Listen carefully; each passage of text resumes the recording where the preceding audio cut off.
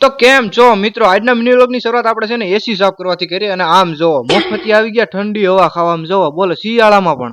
ત્યાર પછી મારા બોસ નો ફોન આવ્યો ઈ કે લાઇટ બિલ ભરવા જવાનું. કાંઈ વાંધો નાલો ભરી આવી. લાઇટ બિલ ભરવા આવ્યો તો વારામાં ઊભું રહેવું પડ્યું. અને મિત્રો હવારમાં કામ આવી ગયું ક્યાં ખબર છે, દેડી જવાનું હતું ગાડી રિપેર કરવા અને વાટ હતી હિરકાની પણ મારો ભાઈ આવતો જ નતો. 10 seconds later. અને ફાઇનલી મિત્રો સંપલા પહેરતો સેલિબ્રિટી ઘોડે આવી ગયો.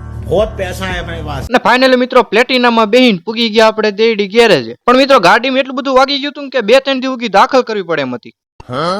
એટલે ગાડીનો પ્રોગ્રામ રાખ્યો બંધ અને આપણો પ્રોગ્રામ કર્યો ચાલુ. हाँ ये कर लो पहले। અને બપોર પછી હું પીલો બે થોડો તડકો ખાઈને આવી ગયા શીતળામાં. તા તો જોયું તો ખબર પડી, ઓહો અહીંયા જાડો આવ્યા છે, વાહ ભાઈ વાહ, બહુ સારું કામ કર્યું. આજે મિત્રો આપણે આવી ગયા મેરડીમાના મંદિરે, કેમ કે પ્રોગ્રામ હતો. હજી તો મિત્રો રાઈ જીરુનો વઘાર મારતો હતો, તા તો આપણા સબસ્ક્રાઇબર ખાવા માટે હોત આવી ગયા બોલો. रहा नहीं जाता, तड़प ही ऐसी है ना। અને મિત્રો પ્રોગ્રામ છે તો ખબર છે, રતલામી સેવ અને સિંગ ભજીયાનું શાક. અને આમ જો એક નંબર ગ્રેવી શાક બનાવ્યું હતું તમારા ભાઈએ.